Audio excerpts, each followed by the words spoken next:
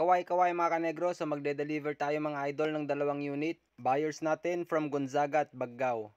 Pero bago yan, intro muna tayo.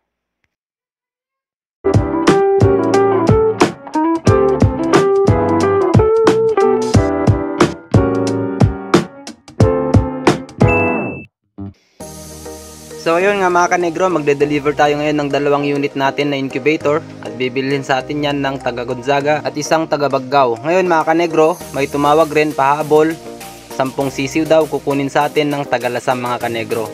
Kaya inaayos ko ngayon mga kanegro yung karton lagayan ng ating mga sisiw. So Black Astrolorp, tara kuha na tayo sa ating brooder.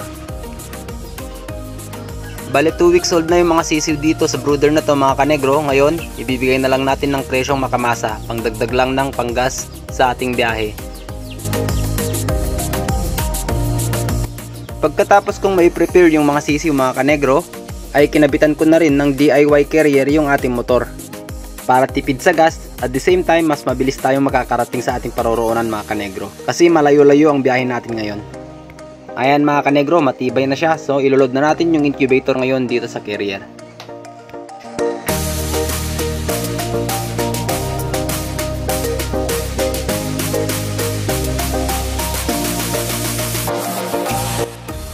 Bago natin ikakarga yung unit dito mga kanegro, ay lalagyan muna natin ng sako yung base ng ating carrier para hindi masira yung ating unit. Kaya ngayon, time-lapse na muna mga kanegro para mas mapabilis natin yung ating biyahe.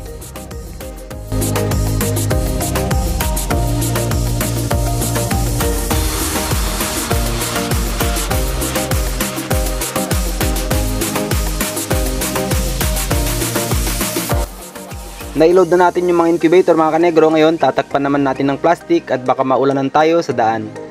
Linagyan ko na rin ito ng tape mga kanegro para sure ball yung pagkakahigpit ng ating unit dito sa ating ginawang carrier.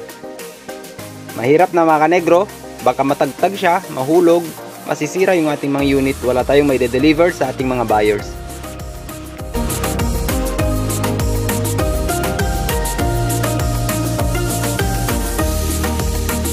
Ayos na mga kanegro, ngayon naman magpapakain na muna tayo sa ating mga alaga.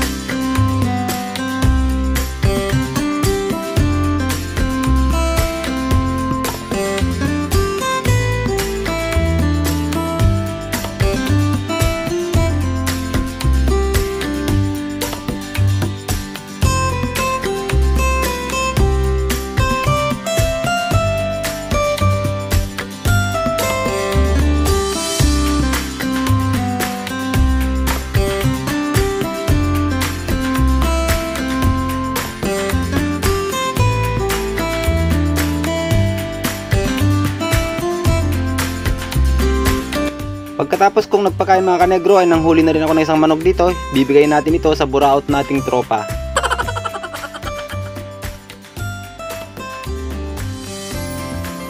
Pagkatapos ng gawain mga kanegro ay gumayak na ako para masimulan na ang biyahe. At bago pumiga ng silinyador, pray muna. So ayun mga kanegro, bumiyahe na ako ng napakalayo.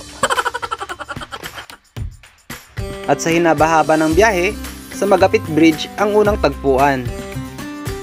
Dito natin imimit mga kanegro yung isa nating buyer sa isa nating unit. All the way to Baggao City.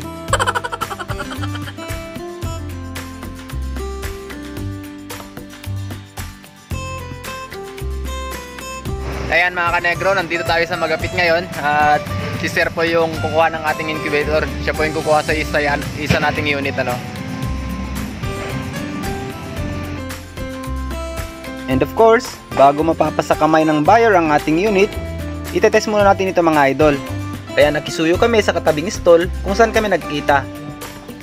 Nagbigay na rin tayo mga kanegro ng ilang tips sa ating buyer for successful incubation. Ilan dyan ay yung proper positioning of eggs, tungkol sa humidity, at yung pag-iikot sa mga itlog. And after that mga kanegro, doon na tayo sa exciting part, yun ay yung bayaran.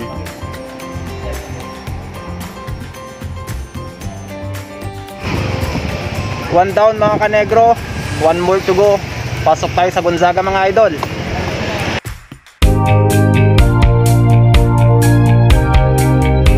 At dito sa Gonzaga ko naman kikitain mga kanegro yung isa nating buyer sa last unit natin.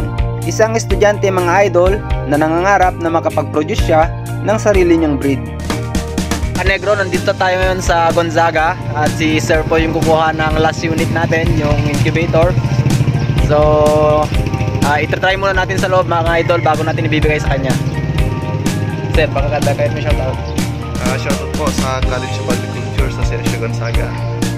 Sa progression na po tayo. Ayan mga idol. So sa mga estudyante dyan, mag-aaral na mabuti.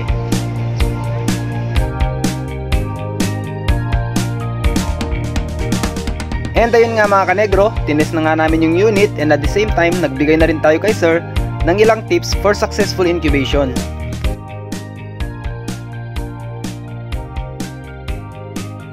And the most exciting part, ang bayaran. Good thing mga kanegro, si Sir nagbigay ng panggas natin. God bless kanegro, sana mas marami yung balik sa'yo. Tamang visit na rin mga kanegro dito sa manukan ni Sir. Papasyal niya tayo mga idol.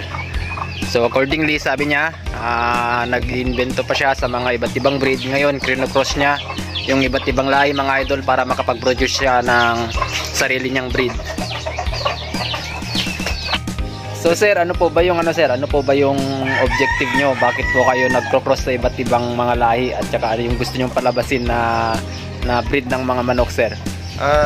As you can see po kasi dito sa amin sa Batangas, there is no large agricultural land, so maliit talaga yung food source nila. So yung objectives po natin is to makapag-produce tayo ng quality meat and yung hindi sila kailangan na ma-manage ng madaming foods pa. So dapat makapag-produce tayo ng matataba pa rin kahit maliit lang yung food source nila.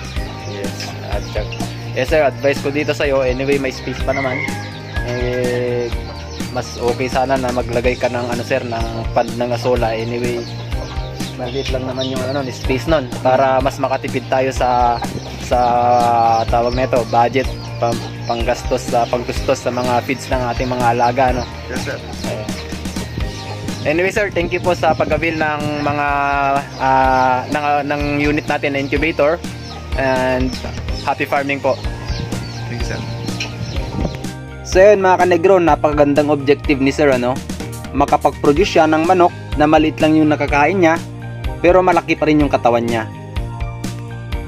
Looking forward for your success, idol. And lastly mga kanegro, dito naman tayo ngayon sa Logak mga kanegro, at dito natin kikitain yung bibili ng ating sisiw. Ito mga kanegro, yung buraot tropa, oh. Ipandesal ko. Oh, halat mo na nakalupag-lupak pala sa urut kahit kung nakadya balay. Damanok ko, ipandesal ko. Ano na ikaw madya balay nga. Ilan yan? Ayan, si Sir po yung bibili ng mga sisiw natin from Lasam tayo sir. Mga Black Astrolord, mga kanegro. That's all for today's transaction mga idol. Peace out and happy farming!